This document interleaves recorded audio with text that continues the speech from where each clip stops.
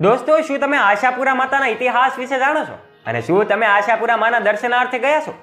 આજે અમે તમને આશાપુરા માતાજીના ઇતિહાસ વિશે જણાવીશું. વિડીયોમાં આગળ વધતા પહેલા કોમેન્ટ બોક્સમાં જય શ્રી આશાપુરામાં અચૂક લખજો. કચ્છના લખપત તાલુકામાં માતાના મઢ એક પ્રખ્યાત ધર્મસ્થળ છે અને અહીં બિરાજતા દેશ દેવી માં આશાપુરાના દર્શને લાખો હરિભક્તો આવે છે અને માનવ મહેરાવણ ત્યાં ઉમટી પડે છે. માં આશાપુરાના સ્થાપન, પ્રાગટ્ય અને મહિમા વિશે મંદિર જાગીર ટ્રસ્ટના ટ્રસ્ટી પ્રવીણસિંહ વાઢેર જણાવે છે કે મંદિરમાં રહેલી માની આ મૂર્તિ સ્વયંભૂ પ્રકટ થયેલી છે અને મઠમાં માતાની સ્થાપના અંગે અનેક દંતકથાઓ પ્રવર્તે છે. અને એમ કહેવાય છે કે કચ્છની એ ધનિયાણીમાં આશાપુરાનું પ્રાગટ્ય 1500 વર્ષ પહેલા થયું હતું. દેવચંદ નામે મારવાડનો એક વેશ્ય જૈન વાણિયા વેપાર અર્થે એમ કચ્છ આવેલો અને વેપાર માટે કચ્છ આવેલા આ વેપારી વાણીઓ કચ્છની ધરા પર ફરી રહ્યો હતો અને ફરતા ફરતા વેપારી વાણીઓ કચ્છની તે જગ્યાએ આવી પહોંચે છે જ્યાં આજ તાજેતરમાં આશાપુરા માતાજી બિરાજમાન છે. વેપારી ત્યાં પહોંચ્યા ત્યારે આસો મહિનાનો નવરાત્રીનો સમય ચાલતો હોવાથી એમ કહેવાય કે વેપારી વાણિયાએ તે જગ્યા પર માતાજીની સ્થાપના કરી રોજ સાચા દિલથી ભક્તિભાવપૂર્વક માતાજીની આરાધના કરવા લાગે છે. માતાજીની સ્થાપના કરી દેવચંદ વેપારી વાણીઓ આખો દિવસ માતાજીની ભક્તિ કરવામાં લીન રહે છે અને માતાજી વેપારી દેવચંદ વાણિયાની ભક્તિ અને આરાધના જોઈ પ્રસન્ન થાય છે અને વાણિયાને સ્વપ્નમાં દર્શન આપીને કહે છે કે દીકરા, હું તારા ભક્તિભાવથી ખુશ થઈ અને તને દર્શન આપવા આવી છું અને જે જગ્યા પર મારી રોજ પૂજા ભક્તિ કરે છે એ જ જગ્યા પર મારું મંદિર બનાવી મારી પૂજા ભક્તિ કરજે. પરંતુ મારું મંદિર બનાવ્યા બાદ 6 મહિના સુધી મંદિરના દ્વાર ઉગાડતો નહીં. વેપારી દેવચંદ એ સ્વપ્નમાં માતાજીના દર્શન થતા જ ખુશાલ બની અને માતાજીના કયા પ્રમાણે પોતાનું ઘર છોડી ત્યાં આવીને રહેવા લાગે છે.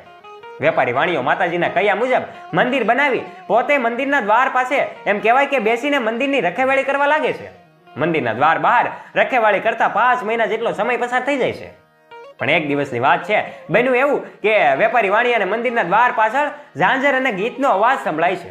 મંદિર અંદરથી આવતો આ ઝાંઝર અવાજ, આ મધુર અવાજ સાંભળીને વેપારી વાણીઓ માતાજીએ કરેલી વાત ભૂલી અને મંદિરના દ્વાર ખોલી અંદર પ્રવેશ કરે છે. મંદિર અંદર પ્રવેશ કરતાની સાથે જ વાણિયાને અલૌકિક અહેસાસ થાય છે. માતાજીના સ્થાપના સ્થાને જુએ તો દેવી માની ભવ્ય મૂર્તિના દર્શન થાય છે. વેપારી વાણિયા માતાજી પાસે દર્શન કરવા જાય છે અને ત્યાં સ્વપ્નમાં માતાજીએ કહેલી વાત યાદ આવી કે તેણે માતાજીએ આપેલા સમયમાં 1 મહિના પહેલા જ મંદિરના દ્વાર ખોલી દીધા છે, જેને કારણે માતાજીની અર્ધ વિકસિત મૂર્તિનું નિર્માણ થયું છે. પોતાના કૃત્ય બદલ તેણે માતાજીના ચરણોમાં પડીને માફી માંગી. માતાજીએ કહ્યું, તારી ઉતાવળને લીધે મારા ચરણોનું પ્રાગટ્ય અધૂરું રહી ગયું, પરંતુ તારી ભક્તિથી હું પ્રસન્ન થઈ છું. દેવીએ વેપારી વાણિયાને વરદાન માંગવા કહ્યું. વરદાનમાં એણે પુત્ર પ્રાપ્તિની માગણી કરી. માતાજીએ તથાસ્તુ કહી અને વેપારી વાણિયાને પુત્ર પ્રાપ્તિનું વરદાન આપ્યું. 66 ભાષે ભલે ને તારા રૂપ, અધૂરા કામ સવાયા કીધા, અધીર વણિકની સાંભળીને પ્રાર્થના, દેવળ દર્શન દીધા, સ્વયંભૂ માડી તું તો પોષાણે પ્રગટી, જગ આખામાં ઓળખાણી. માએ એમની આશા પૂરી કરી અને એમને પુત્રરથ પ્રાપ્ત થયો એટલે જ આશા પૂરી કહેવાયા. માતાની મૂર્તિ 7 ફૂટ ઊંચી છે અને અર્ધ શરીર છે તથા 7 આંખવાળી છે. અનેક ભક્તોની આશા પૂરી કરે છે અને એટલે જ આશાપુરા તરીકે ઓળખાય છે. જ્યારે તેમનું સ્થાનક માતાના મઠ તરીકે સમગ્ર ગુજરાત, રાજસ્થાન સહિત આખા દેશમાં જાણીતું છે. અને બીજી દંતકથા પ્રમાણે સિંધમાં સુમરાનું રાજ હતું જે કાબુ લૂંટારા સાથે મળી પ્રજાને ખૂબ ત્રાસ આપતો હતો, જેમની સામે જામ લાખિયારે એમ કહેવાય કે યુદ્ધ કરી પ્રજાને બચાવેલા. જેમના ભાયાત જામ ભારમલ રાજસ્થાનમાં રાજ કરતા હતા. એમને માં આશાપુરા સ્વપ્ને આવ્યા અને રાજસ્થાનનું રાજ છોડી કચ્છમાં આવવા જણાવ્યું અને જ્યાં સાપ નોળિયા એક સાથે જોવા મળે ત્યાં પડાવ નાખવા જણાવ્યું. જામ ભારમલ રાજપૂત હતા અને એવો પોતાના પરિવાર અને પ્રજા સાથે અહીં આવ્યા અને હાલ જે માતાના મઠ તરીકે પ્રખ્યાત છે ત્યાં એમને સાપ અને નોળિયો એક સાથે જોવા મળ્યા હતા.